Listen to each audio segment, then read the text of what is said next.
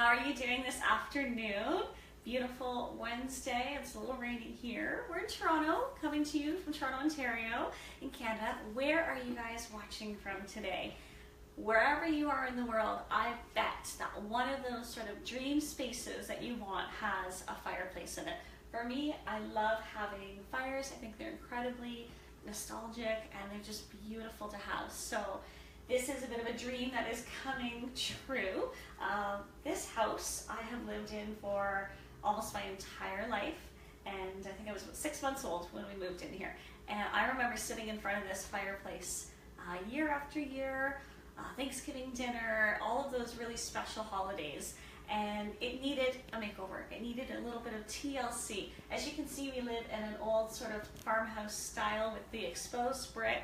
And I love the exposed brick, but we had a lot of it going on. It was quite dark, and I really wanted to modernize, kind of have that half and half, you know, modern slash farmhouse feel.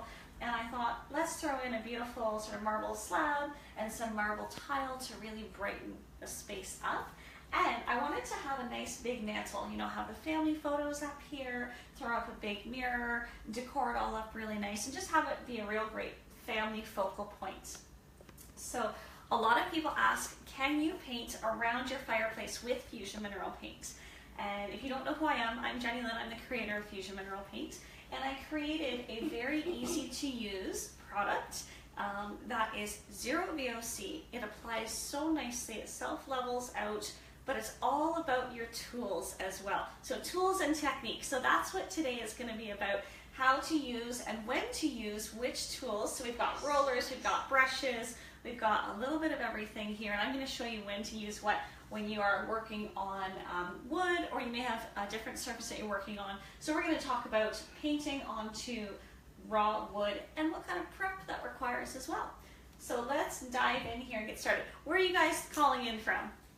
We have hello from Germany and from Elk Grove, California, and Illinois. India, Rashmi from India. Oh my goodness, that's like the total opposite around the globe.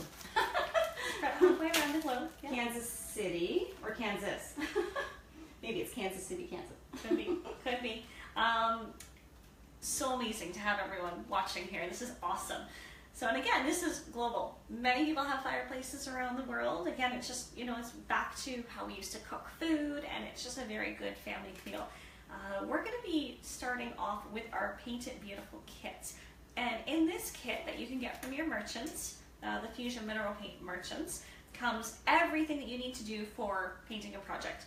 So it comes with a reusable tray, and it comes with one of these brushes comes inside of it. It comes with one of these rollers and a replacement roller as well.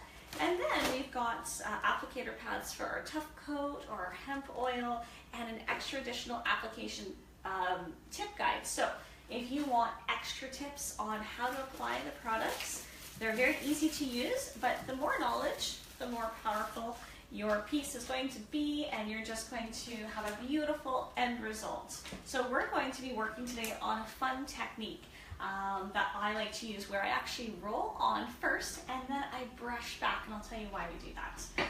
But before we get ahead of ourselves, let's talk about priming the wood. So we have here a pine, and there's lots of resin that comes out of the pine. And you may not see it in the first week or two, but you may see it in a couple of months. And natural wood will always have resin sort of coming out. So what does that look like? Well, when you're painting with white or any other color, you'll kind of see a little bit of darkness bleeding through. So think of knots in wood when you see knots coming through down the road. Yeah, and in particular, white paint, it will look like these yellow streaks, and yeah, knots have the most concentrated amount of resin within the wood, so you'll see these circles. And there's nothing wrong with that. That's completely natural. It's part of the wood. But if you want to stop that from coming through, you really do need to use a very particular product. So this is a shellac base primer, sealer, stain killer all-in-one, and it's made by Zinsser. It's bin. So if you're looking for a very particular, this is the one that you want to be using to stop that bleed through from happening.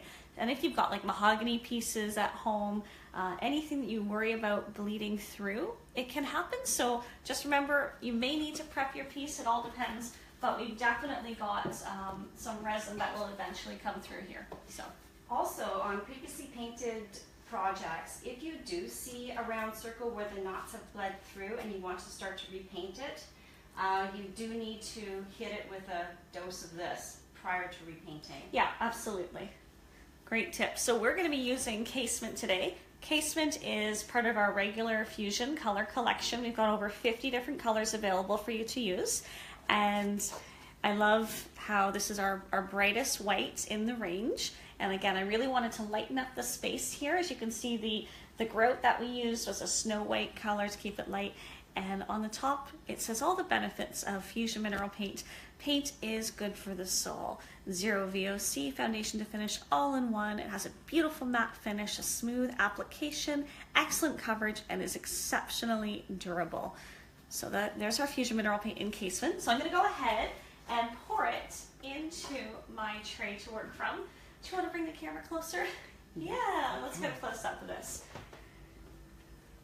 So I'm just going to pour some. I like actually pouring my paint into another container to work from usually, because it keeps my container clean. And you want to just give the lid a little wipe there so that when you put your lid back on, we know that Fusion is so strong, but when you put it back on, that way it doesn't kind of glue together. So you'd want to give it a little clean around. And we've got here these beautiful microfiber rollers. These are great if you want a flawless finish with minimal to no lines whatsoever. Sometimes when you're brushing, you may actually see some lines, and that's just technique. The paint does go a long way to help though with that, because if you lay our paint down, it's actually very self-leveling. But if you use the wrong brush or too much paint, you will actually see a couple of brush strokes. So it's really important to understand how much paint to have, which kind of brush to use, etc., etc. So you will see on this, we have already pre-primed everything else that's around, and it's always easier to paint your project when it's flat and before you construct it. So we actually already did put a coat of the Zinsser bin primer on, and we filled all the little holes with wood filler. We sanded it down. It's all smooth. There's no dust on there. I've got my roller and we're ready to go. So with rollers, you get a really nice coverage with them. And if you have a little bit too much paint on your roller, you'll see some stippling, but this is a beautiful microfiber, so you shouldn't have much stippling, if any at all. If you find anything that there's any excess, you may just have too much paint on your roller. And same with your brush. If you're getting any brush strokes whatsoever, you probably have just a little bit too much paint on your brush, and I'll show you how to avoid that. You see, I've only dipped in once and I'm getting really good coverage. So I'm just going to try and cover up all of these areas with the wood filler. You'll notice too, if there was any missed areas where the wood filler is still a little bit, not sanded completely smooth, when this paint dries, that will show up. So you can actually put a little bit more of the wood filler on top of the dried paint, give it another sanding, and then apply another coat of paint. Yeah, sometimes you don't notice that it's not quite perfect until you've put a coat of paint on. You can always come by after and fix it up. All right, so rolling is super duper easy. And again, there's not too much paint on here. But my little trick that I've been doing recently, and when I did this when the boards were all horizontal, was I applied the roller first. Oopsies. Uh-oh, baby toy. Baby toy. And then I took my brush and I just smoothed it right out. You may want to come and get this on the angle so that you can see in the lights. Not sure how well we can see it because it's hard to see on camera sometimes. And I'm just kind of smoothing out sideways. And the way that I'm holding my brush is almost, sideways. I'm not pushing down like this. That's just going to drag the paint. You want to lay it sideways, nice and flat. And I live in a house of cats, so I've got cat hair everywhere. There we go. But this is going to ensure that you don't get those brush strokes whatsoever. And you usually have about a minute or so after you've applied to come back and just sort of smooth everything out. I, in particular, do not like seeing roller marks at all or any stippling. That is not why, so that's why I usually brush everything on, but these microfiber rollers make it really, really easy to work with and not see that happening. So typically, let me see if I can continue on here doing this. You're gonna need probably 2 coats or so to get, you know, solid coverage and make it look fabulous. So again, I have applied it with my roller and I'm just going to drag back with the brush. Excellent, because I just don't want to see any stippling or any marks whatsoever. And it's almost perfectly flawless finish there. So you've got the option of using a roller or a brush. Now this brush here that I'm working with is our synthetic bristle brush. I'm going to show you why I love using the synthetic bristle angled brush that we have, especially when we're working in corners like this. Should we do this corner over here? Yeah. Okay. I just wanted to mention that the first coat on the wood filler is going to look very different than what it looks like on this pre-primed wood. So you will need 2 coats because the substrate is just totally different. Mm-hmm. Yeah, You've changed the texture and your substrate is so different, it's not going to look the same. Mm-hmm. But another coat will even it out quite nicely. Let's talk a little bit before we go into the brushes as I'm working with this. Let's talk a little bit about the safety of painting around a fireplace and heat, because that's a common question that I get almost every day is, can I paint my fireplace surround, my brick surround? And Lori, who's here behind the camera, she had a really good point about why there's not usually paint directly in contact with heat. Yes, well, okay, so if you look around most fireplaces, they're either stone or tile. You'll never see a beautiful wood surround where that tile is currently, because it can get so hot that the wood will combust. So you have to be careful. You have to look at the code within your area and if there's any type of ruling with your insurance company So for the like, house. what kind of code? Building code you're Yeah, looking building for? code. And it will say exactly how many inches you need between the opening of the fireplace and the beginning of any combustible material such as wood. Yeah. Yeah. Now- We've had people who want to paint like inside the fireplace as well as here, but paint will burn, and I would just leave that tile. Well, paint is not meant to withstand that type of heat, of super, super high heat, whereas tile is actually kilned. It's put into, you know, fired space to make it as hard as it is. Mm-hmm. Now, once I've got this on, I'm using my roller. It fits so nicely in this little nook here. And then I can go in afterwards and I can use my angled brush and put it right kind of up to the corner on an angle and then just sort of drag down just in case you got any sort of excess in there. So I'll show you what that looks like. I'll put a little bit more on the roller so that you can see. So here's too much paint. I'll show you what too much paint looks like. Can you see all that? Can we get a close-up of all those sort of, you know, stipples and runs and lines? Let me see if I can get an angle.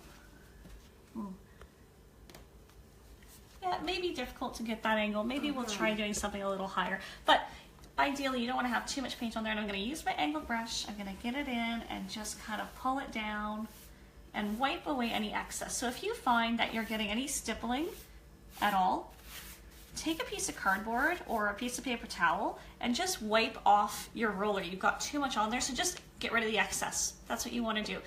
It really comes down to having way too much paint onto the surfaces. All right, I'm gonna get into here with my casement. You want to come in nice and close right in here? We'll see if we can get a nice demo of that. All right. So I'm just gonna put enough paint on the brush there. And just use a nice angled brush to get in. and there's definitely way too much paint on there because you can see some brush strokes and lines. So I kind of get in there with a little bit too much paint sometimes, and then I just make sure I wipe it away after. So I'm going to wipe off any excess onto the edge of my container that I'm working from.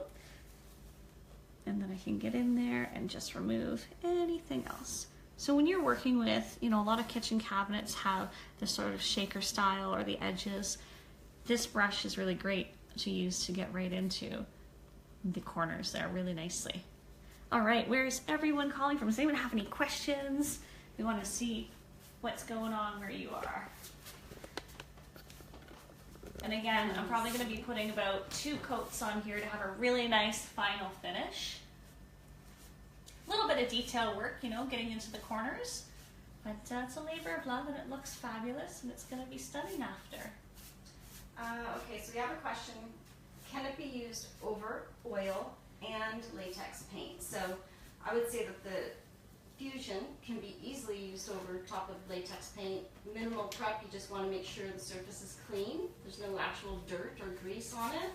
With an oil paint, it's pretty much the same thing unless it's a high gloss, in which case you want to give it just the lightest sanding just to get a little bit of tooth there. So yes. That's a great question. And we've got a giveaway happening today as well. We want to find out what color would you paint your fireplace. So say you've got bricks around your fireplace. Are you thinking of painting the bricks? Remember, keep it far enough away as per your building code and regulations for fire. Okay, I've got a couple of suggestions here. I'd like to paint my fireplace in a slate gray color and perhaps with some lighter gray. So we've got dry brushing. We've got a really nice gray selection to choose from. Everything from soapstone to ash, really pretty colors. So make sure you go to fusionmineralpaint.com and look at all the different colors that we have there. All right, so you don't want to overwork it either. Once you get it in, just kind of let it sit. You want to give each coat about 30 minutes to dry, maybe even an hour if you can. So if you're starting from one side and going over to the next, depending on how much detail work there is, you're probably going to be done in about that amount of time, and you can go back and retouch it up. Now, if you're doing something like kitchen cabinets and your surface is a melamine surface or something that's very difficult, remember to use your Ultra Grip. And Ultra Grip is for painting the impossible, but we're working on essentially bare raw wood, so the paint is going to soak in really quickly to that. It's going to dry very quickly, and then you can recoat fairly quickly. So remember the type of surface that you're working on is to, how quickly you can recoat, and you'll be able to tell if it's dry by touching it and looking at it. Again, I love this brush, but what also comes in the kit is another small brush that you can use for detail work. So this brush is a synthetic bristle brush, just as the same as this, but it's, just a 1 inch, so it's nice and small to get into the little detail areas, and it comes included in the kit. There is a question here regarding, can I paint tile that has basically caulking on it? And she does not use the fireplace, so that means that the heat is not an issue. And the only thing I would advise is the caulking has to be a paintable caulking, because a lot of them have a high amount of silicone in it, and it's really difficult sometimes for paints to adhere to that. So as long as it says paintable caulk, no problem. Okay. I don't know if you can see, I'm getting into some detail work over here. I'm trying to get in a little closer, we'll see. But what colors? We want to know what colors you're going to paint your fireplace. I went with casement. That's our brightest white in our collection of over 50 different colors that we have. And I wanted to use the casement bright white because I just liked how it worked with the marble. And I just wanted something that was really, really bright. I've got brick in my room, lots of brick here, and I was finding it to be a little bit dark and dull. And I happen to have a very sort of modern style high gloss kitchen that's white. So again, I'm trying to marry the two different styles together, and yeah, really happy with it. You can work out of the container. I typically don't recommend that you do that because you could contaminate it, with dust and dirt, etc. But sometimes if I do work out of my container, I just make sure that I clean it afterwards, so it's really easy to put the lid back on. And I also am always wiping off excess paint. That's something I don't see a lot of people doing. I see a lot of people dipping their brush in and using it with that much paint on it. That on a surface like this is way too much paint. Remember, the size of the tools that you're using for the size of your project are really important. You don't want to use a super tiny brush, and you don't want to use a massive brush either. And when I've got all this detail work, I like using the angled brush, as you can see, so I can get into all of these little grooves in here. And I'll do the side shot here. You might actually be able to see me working in it. If you turn it sideways, it'll turn it sideways, so you won't be able to see. Okay. And while I'm attached. Technical difficulties. Here, we'll turn this down, and then you can get a much closer up shot. There we go. There, I'm much shorter now. Tripods are awesome. Well, yeah. So here we go. Come and take a look at this. I'm actually going to paint the entire thing, having, one big brush stroke on all of it, and then I'm going to go in and take away any excess and get into the details after. Just smooth it all out. But I like to use a little bit more paint than necessary to begin with, and then I pull it back. See how nice and smooth that is? And it just made sure that I covered every single detail and every single groove in there. And again, you're probably going to need about 2 coats to get really beautiful, perfect coverage.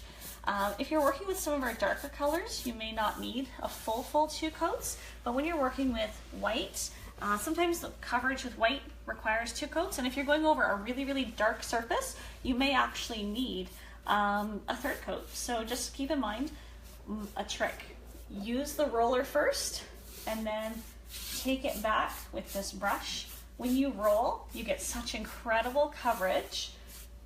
So if you've got a really dark surface that you're working on, and we know it's painstaking to have to go from dark to light, use your roller first and throw on something like our concealer. Our concealer is an off-white gray, almost like one of the grays in the marble here, and it is made out of recycled pigments from our waste management facility. So when we are cleaning everything, we harvest all of those and we save it for you so that you can use a recycled paint for your sort of first coat. If you're going from dark to light, it really helps the pocketbook because it's about half the price of the paint, and it's a really good sort of stepping stone when you're going dark to light. All right, so you don't always have to use a roller in the small areas because it can be difficult to get into them. So I'm just using my brush on this side, and hopefully you can see okay. It's pretty hard to see on white on white. I just wanted to say that a lot of brush stroke mishaps may be just a little bit too much paint on your brush. Mm-hmm. So if you want to have it perfectly brush stroke free, then 2 or 3 applications, thin applications is the way to go. Yeah, thinner is always better. When you have, typically the brush strokes happen because you have too much paint on your brush. Let's actually see if we can do an example of what too much paint on a brush looks like. So if you want to come up nice and close, and I'll do an example. I think I'm sitting right in the light. There we go, I'll move. Actually, that would be a perfect angle. Okay, so let's see here. You want to get nice and close? Perfect. So I'm dipping into the container here, and look I barely have paint going up half the brush. You don't want to have that much paint on your brush. It's going to ruin your brush. It's going to be a lot of work to clean it afterwards. And look at that. That is a ton of paint sitting on there. But again, this is what I see most people doing. So I'm going to apply it. Okay, look at that. Wow, lots of paint, really good coverage, etc., etc. Lovely brush strokes. But look at those brush strokes, okay? So, okay, and I'm painting really sloppy. Okay, and I'm starting and stopping. Watch. You got to go end to end. Smooth it out. I get a lot of people sending me photos where they start, stop, start, stop, start, stop. Oh, how come I can see marks where I'm starting and stopping? Because you're starting and stopping and you're using paint. So you need to realize that when you go from end to end, it's going to be nice and smooth and consistent. And we just get rid of all of those brush strokes just like that. I'm actually wiping off any excess onto my container there, getting rid of it, knocking it back. You don't need that much paint on your brush. See, look, I've got barely any on there, but a little goes a long way with Fusion Mineral Paint. So I know this is like super extra, like picky in particular, but we get these questions all the time. The other thing that might produce a brush stroke is the fact that as the paint is starting to dry, you come back with your brush, Oh, yes. and you're actually moving half dry paint. Yep. That will create quite a bit of texture. So as the paint is drying, you don't want to come back to it after 3 or 4 or 5 minutes because it's started to dry. And if you pull through as it's starting to dry, texture is then created. So you don't want to do that. Any other angles we can do? Let's see. Where is everyone calling in from? What color do you want to paint your fireplace? So if I was to choose a different color for this, if you're thinking about color inspiration, you can take a look at what else is going on in your room. In particular, I like to draw from art. I like to draw from fabric. So if you've got drapery or a particular carpet, and I look at all those factors when I'm choosing colors. Again, I wanted a really, really, really light look in here. So I'm going with casement, which is our brightest white. It has barely an undertone of a touch of yellow, but you can barely see that. So it almost looks like pure white. And but it's on the warm side, so it's got a yellow tone instead of the cool side, which is a blue tone. Blue would work actually fine in here because I've got a lot of gray in the marble here that I could even pull one of these grays from here. And out of our color collection, I would say something like sterling gray is absolutely stunning, and that would also look really well here. And it would just pull out. Too. Lamp white would be beautiful. So lamp white is kind of in between casement and the sterling, and it's just, you know, another one of the shades that you see in here. So There any was a lot of suggestions? beiges and grays, Mhm. and there was one suggestion of azure and champagne. Ooh, wow. Oh, champagne. That would be stunning. So we have metallic paints as well, and the champagne is beautiful. It's kind of like that ballet slipper pink, just ever so slight, but it's mostly a silver. So I'm going to get into the corners here. Again, I just love this brush. I don't, when you're using it on the angle, you don't get any, you know, marks on the walls or anything. So if you're cutting into walls, it's great. Actually, there is Steve. He said no tape, question mark. So I think he's Ah. quite surprised that you're doing this without having that No extra tape. security of tape on the corners. No tape. You know, it takes a bit of a steady hand. If you've done it before, great. If you see the problem with tape, if you use tape, you're going to rely on that, and when you go to pull it up after, you may have a whole bunch of paint that's sort of stuck in behind the tape. So I really use an angled brush. Don't use too much paint on it, and just get in there. If you want to bring the camera closer, I'll show you how I'm getting into the corner here and not using tape. There was But another question about again, it's the tools. If you have the right tools, it really, really helps. So we'll see if we can get right into here so you can see what I'm doing. Okay, go ahead. So there's a couple of different ridges here. Again, take lots of paint. And I'm going to be filling in these gaps afterwards with a little bit of, I guess, a filler that is paintable. Just so you can't see it, because when we're putting all the wood together, not everything is always perfectly square. So I just kind of use my brush, I get right into the corners, but you can put your brush on this angle and just kind of pull down. Plus, this is actually fairly new wood, and you will find that after it's been up for a time, maybe a couple months, it will shrink a little bit. So you may want to come back with some filler and another coat and touch of it up. paint. Yeah. And that's common, especially when you've got, you know, real made wood cabinetry that's shaker style. It will expand and contract with changing seasons, humidity, heat, etc. There was another question here regarding can you paint brick with the latex paint, the fusion mineral paint, and that's an absolute yes. And you know, brick is very porous. You can pretty much put anything on brick. It all depends on your end result, what you're looking for, if you want to have a sheen or not. For an absolute dead flat brick, I like to use mill paint on top of it. It adheres like nobody's business. Yeah, milk paint's really nice. It's a great option to work with as well. Real milk paint that has, you know, that comes in powder. We also own Homestead House Paint Company, which is a milk paint manufacturer. So it's really great to know a little bit about everything and all the different tools. But since we get this question all the time for fusion mineral paint, I thought we would answer it again. So what you want to remember is check your regulations, your building code, your fire code. Go to Google. It's really, really quick and easy to find out how many inches from the opening of the fireplace you can paint or even have wood. Same thing at the front. You know, you have to have the hearth out a certain distance from the wood flooring. Just in case, you know, anything were to come out an ember or something, you want it far enough so you don't cause a fire. But heat rated. The paint is not made to be, you know, in direct contact with fire itself. I would say if you can't touch the surface with the fire going, if it's too hot, then it's too hot for your paint. So make sure that you're following the proper regulations. So I think we have to pick a winner. Oh my goodness. So we have quite a few suggestions here. So fusionmineralpaint.com. Look at our colors. Let us know what color you would paint your fireplace in. And I'm going to do some little touching up here. There is one by Kimberly. It's a brick, the brick around the fireplace. She would like to have a layered look with some grays and browns. Kind of like a barnboard finish. Yeah, barnwood-like colors. That's what she wants to. I've actually done a couple of videos on a barnboard finish, and you can use a whole range of our colors and really easily achieve a barnboard finish. I really like the metallic. I know that's quite bold, but I think that's great. Yeah, the azure and champagne.